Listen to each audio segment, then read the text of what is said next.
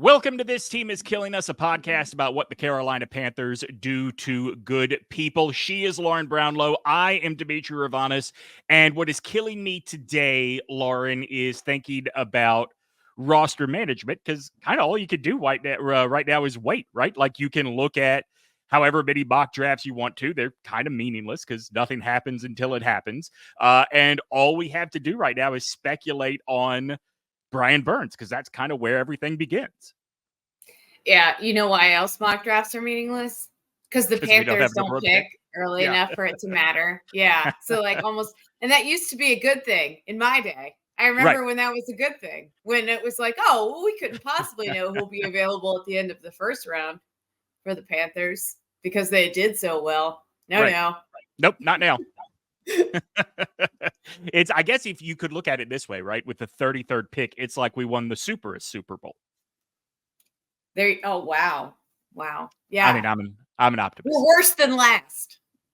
Right? Yeah, that's true.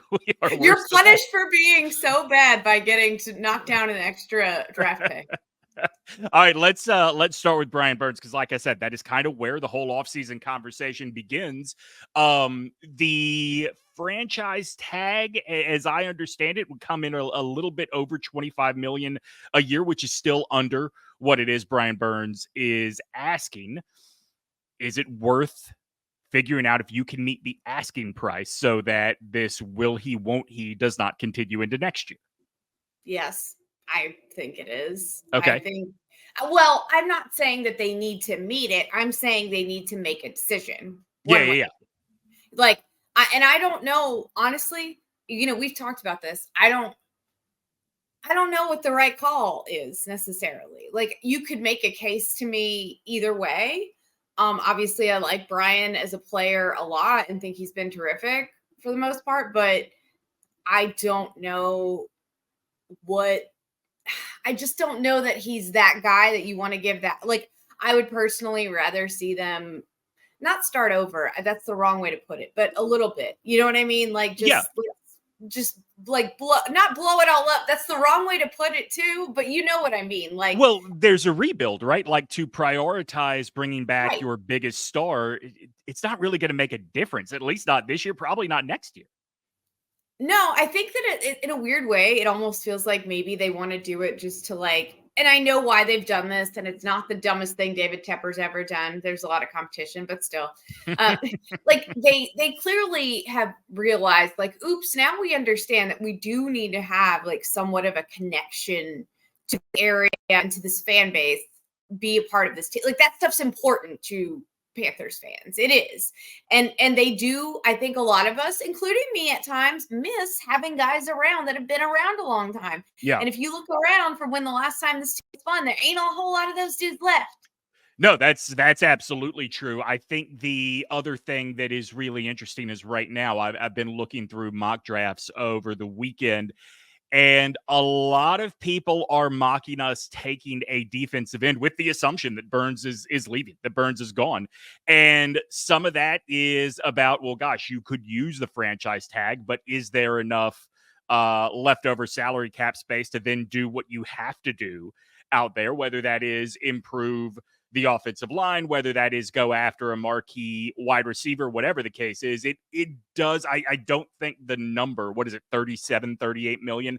I don't think it really, at first glance, does a good job of painting the picture of kind of how up against it the Panthers are if they want to make a move. If all they wanted to do was re-sign their guys, it's not a problem. But we think they want to make a move, and it's going to be hard to with that little cap space. I think, that's what I was going to say. Like, if you need to save money for offensive guys, right, and you want to re-sign somebody, I'd rather see them re-sign somebody like a Frankie Louvu, personally, not just because I love him so much and he was my favorite player this year, but just because, like, I also feel like in a way, it's almost like it's hard to bridge a gap. So, like, you've got a guy coming from an old culture who wants to be part of a new winning culture in a guy like BrianBurns, but maybe the best thing for both parties is just like a fresh start. And look, I don't say this as a knock on Louvu at all. I like him too. I think he was a real difference maker on the defense, but let's not like discount the fact that he's cheaper too. Like, that's, well, yes, 100%. No, I agree. I mean, I think that's really important in terms of how you go about using what little money you have. And when you talk about like the types of guys that Dan Morgan was talking about, Mhm. I think of Frankie Louvu. Yeah, I agree. And I think that if you want to establish that that's your, like, to me, he is more important for this team to resign in the short, like certainly at least in the short term than Brian, Mhm. Well, in the long term, I guess it'd be better to say than BrianBurns. Yeah. You know what I mean? But maybe that's, I mean, I don't know. I get it's hard to let a guy like that walk, especially because when the Panthers do that, they inevitably just start tearing it up elsewhere. And I Right. understand.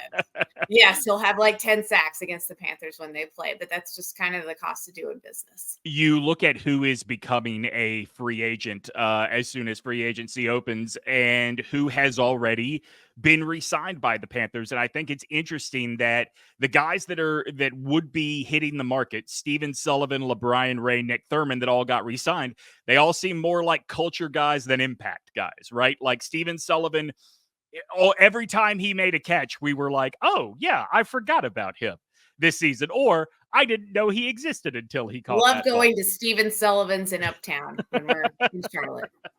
One of the finer steakhouses around. Yeah, but it's interesting. So you look at guys like Frankie, like Gross Matos, like BrianBurns, even like Chark to a certain extent, guys that probably can command a little bit more than they would get if they were to just say, do a deal before they hit the open market. And I wonder who it is from those guys hitting the open market that you feel like you absolutely have to bring back. Do you prioritize defense because you brought back the whole defensive coaching staff? Or do you look at this team and go, 2-15 is 2-15. Nobody is precious. I would prioritize defense personally. If you're gonna prioritize either one, because of the guys you like, I don't know that there's anyone in that group offensively that I'm like, oh, they like imagine being Chark and coming to the Yeah. Panthers and being like, all right, big money time. If I'm the Panthers, I might laugh a little. Yeah, And agreed.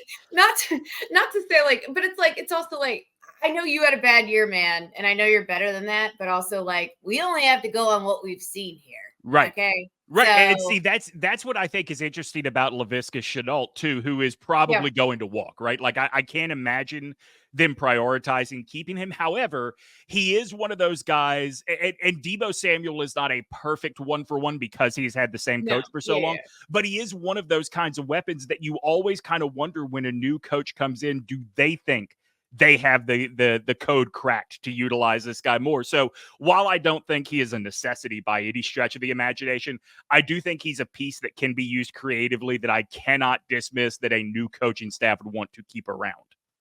Yeah, he's the utility type of guy, and there's nothing wrong with having a guy like that around. And he seems to be a guy that everybody likes and respects, so that's always good too. But yeah, I mean, and that we'll see. We'll see with him. It wouldn't be as expensive to keep him probably in the Yeah. long term, but like you said, he would. Yeah, I don't know. So I mean, for me though, the defense there wasn't a whole lot wrong. They just need a little help, whereas the offense is like, oh boy. And I Lots of think you've got to. issues. I think you've got to give the defensive coaching staff that you retained the advantage of building rather than having to Right. start all over again.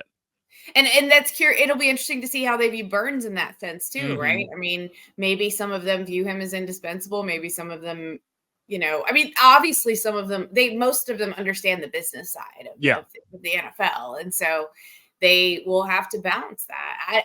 I don't think there's an easy answer on BrianBurns. If it's me, I'm probably letting him. I'm probably not franchising him, and I'm Yeah. just like, let's just get this out of the way, because I also want to give him that benefit. Do you know what I Mhm. mean? Like, but that's me. That's why I don't run NFL teams, Right. because I'm a nice person. Like, it's like, you've been here, you've given us, your best. You've been a leader, captain. Like, you've played well. Let's give you. We don't think you're in our long term plan, so let's give you the luxury. No, teams don't do that. No, listen, I think there is something to that in a different way. And that is, and I looked at Joe Person's article at The Athletic where he was talking about the way the Panthers could be managing the cap this offseason. He mentioned, look, Hayden Hurst and Miles Sanders are prime targets for cap casualties. And so I think about BrianBurns sort of similarly in the fact that if you're Dan Morgan, letting Burns walk for nothing, cutting Sanders, cutting Hurst to save money, like that's not really admitting an error, you are correcting the last guy's mistakes. And I don't think there's any pride to hold on to. I don't think there's any reason to think that obvious moves will not be made for ego related reasons, which I think we've dealt with in the past here.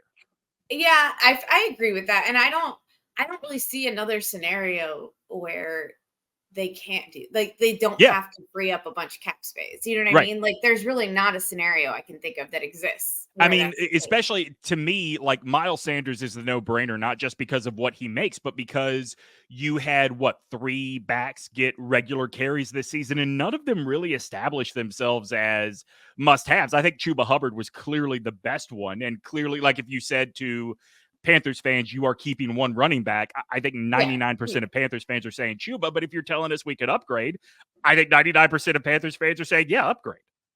I mean, the irony somewhat is that, like, I do think in a sense, if you got a healthy Sanders back next year, it would be an upgrade, but they can't afford that. Well, like, and the other thing too is, like, the clock ticks so fast on running backs. I know. That, if you got a healthy Sanders next year, you're getting him, at 28? Like, he's right at that borderline. Listen, the great news is the Panthers are very good at understanding running back clocks. Just look when they got rid of Christian McCaffrey, clearly in decline.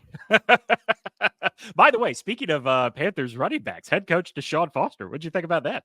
I love that. I love DeShaun. I have a very special attachment to anybody on, those early aughts teams, and DeShaun is no different. So I was really thrilled to hear that. He, when I was in college, Alabama played a home and home with UCLA, and he murdered Alabama. So I want to. Oh, that's right, because Alabama wasn't good. I forgot. That's right. We were coming off of an SEC championship the first time we played, and that was the first game where it was like, oh, there are problems now. Like, this whole team was Sean Alexander last year. But yeah, so I've always wanted him to succeed everywhere he goes. I hope he succeeds. I don't know that he will, and I think that has more to do with UCLA than it does with him. But I'm rooting for the guy. Like, I think it's a cool move. But what's success at UCLA anyway? It's fine. It's all relative. I think that the power brokers at UCLA have to understand what success at UCLA is relative as they move into the Big Ten. Before we take a little bit of a break here, is there any other salary cap casualty that you would say, hey, just be on the lookout for? This could make some sense. Well, I mean, you mentioned Hurst. Like, yeah, no offense, but if I'm in a GM room and they're like, "Who?" I'm like, Hurst. Bye. Yeah, no, I agree with you. I agree with you. I'm sure he's better. Again, just like Sanders, I'm sure he's better than he showed, but that's because he was not good and he was hurt a lot. Right. And that's the thing, right? Like, the money spent last year was not money well spent. So there's not a whole lot of there's not a whole lot of mystery. There's not a whole lot of, hey, be on the lookout for this guy. I mean, maybe Andy Dalton, but I don't think Dalton's getting that much money. Like, I think he's. I honestly think, we've talked about this some too. I think he was underutilized. Sure. I think that Dalton probably comes in on the high side for a backup quarterback in terms of salary. However, I don't think when you are trying to make real dents in the salary cap, it makes enough of a dent to make a move. Yeah, especially if your alternative is bringing in a crappy backup quarterback. Right. The NFL, like, people think that there's like a starting quarterback shortage, and there is, right? Obviously. But at the same time, like, there's a reason there aren't that many starting quarterbacks, means there aren't that many good backups either. Right. I mean, listen, there's a reason why the 32 teams in the league can't agree on whether to carry 2 or 3 quarterbacks into a game. Is there may not be a pool of 96 guys that can actually play at the NFL level. There's a reason Nathan Peterman still gets snaps. I don't know what that is, to be fair. Right. Beyond, like, even including the bad backup quarterback thing. But I guess there must be one, and it's because they're like, oh, he's played in an NFL game. I mean, so if you've been following us for a while, this show used to be called Young Gun and focused completely on Bryce Young. When we made the name change, the rebrand, it didn't kill all the momentum we had, but we do still need you to go subscribe, especially on YouTube. Leave the comments. Make sure people know this is Young Gun. It's just a new show and a new focus. It all helps people find the show and helps us keep going here on the OG Triangle Media Network. Go ahead. Well, I was gonna say maybe tweet us, give us something you want me to relive a very painful moment I'll find one, relive it for you. That's a good point because we are trying to be consistent during the off season, but what you're going to run into is things like this show where we don't really have much to talk about because all we can do is wait, and we have to have the same conversation everyone else is having about BrianBurns because it's the only conversation around this team right now. So Guess have we some could fun with Lauren's emotions. I guess we could have broke down the halftime show, but that'd be some fun with Lauren's emotions in a different way that I don't think some of y'all are ready for. Favorite in the halftime show, favorite surprise cameo because Usher played it very close to the Ludacris. Okay, everybody like screamed Luda. I stood up at a crowded party. It was like Luda, and I was like, that was the one. Him and Lil Jon were the two that I was not surprised by because I did not think you could do that halftime show without. Yeah, I was pleasantly surprised by Alicia Keys showing up. She looked great. They both looked great. What are they living in a vault since 2005? I can't stand them. Look, Lauren, the saying "black don't crack" did not come about completely on accident. Like they look amazing. Listen, all right, just leave me out. I just appreciate finally being old enough to be the demographic catered to in the musical halftime show. And by appreciate, I mean am horrified by, but it's fine. Along those lines, Lauren, I'm calling my shot right now. I'm not saying this is what I want. I'm saying this is my prediction. Super Bowl, what's the next one? 58? I think so. I've lost track. Halftime show, Pink. What about like OG, No Doubt? Do they have enough? Do they have enough hits? I mean, well, if you could include some of the Gwen solo stuff in that, yes. Yeah, like Hollaback Girl, all of that, yes. I mean, like I'm trying. So right, Jay-Z, who I guess picks the halftime show, like he's not a dummy, right? Like you don't have to say, oh, well, Jay-Z's picking, it's going to be rap or pop or whatever every year. No, he's going to try and make money off of this thing. So I don't dismiss the possibility of No Doubt. I had a friend that is confident it's going to be Foo Fighters. I don't dismiss that as a possibility, but I think you could go full like 90s grunge with it and just get like or like 90s alternative. Get like the Offspring and like I'm just saying, just like take a bunch of like 90s like I think you have to. I think you have to look at Usher as a great model here of who gives us the most opportunity to bring in celebrity cameos. And I think Pink is the peak of that. I think No Doubt is better than I first thought about. But like that's why I dismiss people saying things like Foo Fighters or any other big rock band is they don't do enough crossover duet stuff to bring in superstar cameos. You know, I had to tell people too at my party because some people were like, when's Taylor showing up? I'm like, y'all, she's not. Yeah. She's not showing. They asked her. They asked her first. Right. She's good. She's okay. Weirdly, Taylor would have also appealed to the same demo. Agreed. Listen, I think Taylor. So I was just down in Atlanta this past weekend and driving back. I visited a friend from high school and her kids, and we were having a Taylor Swift conversation, and everyone was on the same page. Like she has cross-generational appeal. Nobody was left behind in this conversation. We all know the eras. We all know the albums. We all know the songs. Yes, I think that's accurate. All right, let's pivot back to football. I'm going to ask you a question that you have cringed at in the past, but I am starting to come around to a little bit. Is there a case for trading down from 33 or just trading 33 in general? Here's the thing. If this were a normal football franchise, I would tell you, like, I don't know, maybe. Yeah. But it's not. And so that scares me a lot, to be honest with you. I think some of it would depend on what you can do in free agency, but they won't fully know that, I don't think, at that point. I think you have a lot of needs to address. Agreed. And the higher you can address some of them, the better. But some of it might depend on, like, who did you want, who's available there, who's still going to be there in, like, 3 picks if you can get something back. I mean, you know how that stuff can work. Like sometimes teams that really want to move up will give you more than they probably should. Right. And that's why I think that scenario is more likely to happen at 65 than at 33. I think that you could probably get more justifiable value, I guess, by trading back from the top pick of the third round and amassing fourth and fifth round picks than getting those kind of picks to trade back from the top of the second round. The draft's going to be a big deal for them this year. Oh, for sure.